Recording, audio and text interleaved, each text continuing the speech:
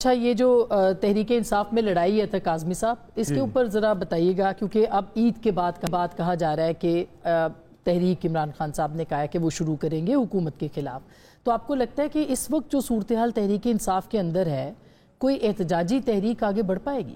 دیکھیے، اس سے میٹر نہیں کرتا، اس لیے کہ لیڈرشپ کے اندر اختلافات ہو سکتے ہیں. شیر افضل مروت صاحب والا معاملہ ہے، فواد چودھری صاحب والا معاملہ ہے، لیکن کارکن کے لیول کے اوپر وہ چیز اس طرح میٹر نہیں کرتی. مجھے نہیں لگتا کہ اس سے کوئی فرق پڑے گا. ہاں، مین کوسچن یہ ہے کہ کیا وہ بڑی کوئی تحریک چلا سکیں گے، اور پھر وہ جن لوگوں سے رابطے کر رہے ہیں، دیکھیں چاہے وہ مولانا صاحب ہوں، اور اس دفعہ تو انہوں نے بلوچستان کی جو ینگ قیادت ہے اس کو بھی انگیج کرنے کی بات کی ہے. یہ ایک نئی ڈائنامک ہے اس تحریک کا، تو میرے خیال میں وہ اس کے اوپر نظر رکھنا ضروری ہے کہ آگے معاملات کس طرف جائیں گے اور تحریک کو کس طرح لے کے ادھر سے کوئی جواب نہیں آیا ویسے بلوچستان سے، جیسے انہوں نے مارنگ بلوچ کا نام لیا تھا، یا تو ان کا کوئی رسپانس؟ وہی میں نے کہا نا کہ آپ کو دیکھنا پڑے گا کہ آگے وہ کس طرح چیزوں کو انگیج کرتے ہیں، کس طرح ان کو ساتھ لے کے چلتے ہیں، کیا وہ ان کے ساتھ چلیں گے یا نہیں چلیں گے، اور کس قسم کا یہ تحریک ہوگی. تو یہ ابھی آپ کو انتظار کرنا. لیکن عامر صاحب، اس دوران شیر افضل مروت صاحب کا نکالا جانا، اور پھر جو بھی اس وقت معاملات اندر چل رہے ہیں، سلمان اکرم راجہ صاحب کے خلاف، فواد چودھری صاحب کے خلاف اتنا لمبا جو پی ٹی آئی آفیشل نے نکالا ہے،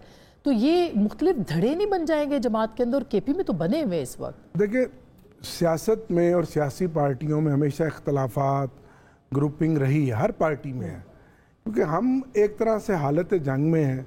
پارٹی کا چیئرمین جیل میں ہے، وائس چیئرمین جیل میں ہے، جو باہر ہماری آنریبل لیڈرشپ موجود ہے، یہ ایک طرح کی ٹیمپریری ہے نا. تو اس طرح سے جو حالات آئیڈیل تو کبھی کسی پارٹی میں کوئی سٹرکچر آج تک بنا ہی نہیں، تنظیم کسی پارٹی میں آج تک ڈیولپ ہو ہی نہیں سکی. ساری پارٹیوں میں ظاہر ہے ان کی پارٹی ہے تو کہانی صرف میاں برادران کے ہاتھ میں ہے، ادھر ہے تو وہاں اس طرح سے ہاتھ میں ہے.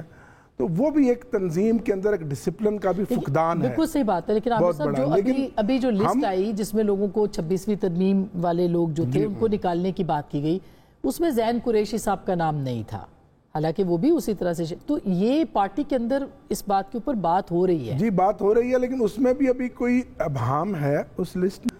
ابھی اس کی فردر کلیریفیکیشن خان صاحب سے ضرور اور ہونی ہے. خاص طور پر وہ ہمارے 4 ایم این ایز جنہوں نے ووٹ نہیں کیا، جنہوں میں زین قریشی صاحب بھی تھے، تو ان 4 کو آپ ایک ہی اس سے دیکھیں، انصاف سے دیکھیں. اور ووٹ نہیں کیا پارٹی کو، اگر وہ ووٹ کرتے پھر تو ان کا چیپٹر ہی کلوز ہو جاتا.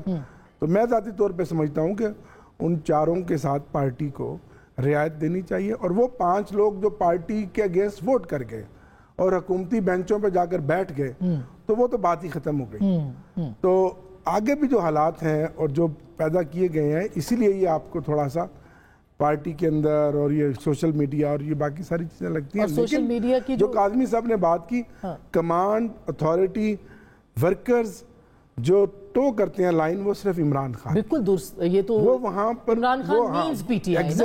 لیکن مسئلہ یہ کہ تنظیمی جو بنیادیں ہیں جب وہ کھوکھلی ہو جائیں گی یا اس میں لڑائی ہوگی، تو پھر خان صاحب تو بیچارے جیل میں آلریڈی. ہاں، لیکن تنظیم ورکرز کے سر پہ چلتی ہے، کیونکہ مین اس کی کور تو ورکرز ہوتے ہیں نا. وہ خان کے ساتھ انٹیکٹ کھڑے ہیں، وہ اس نظریے پہ کھڑے ہیں، اس پروگرام پہ کھڑے ہیں جو خان صاحب کا ہے، اس لڑائی کے ساتھ کھڑے ہیں جو خان لڑ رہا ہے، جو عوام کی لڑائی ہے، جو حق کی لڑائی ہے.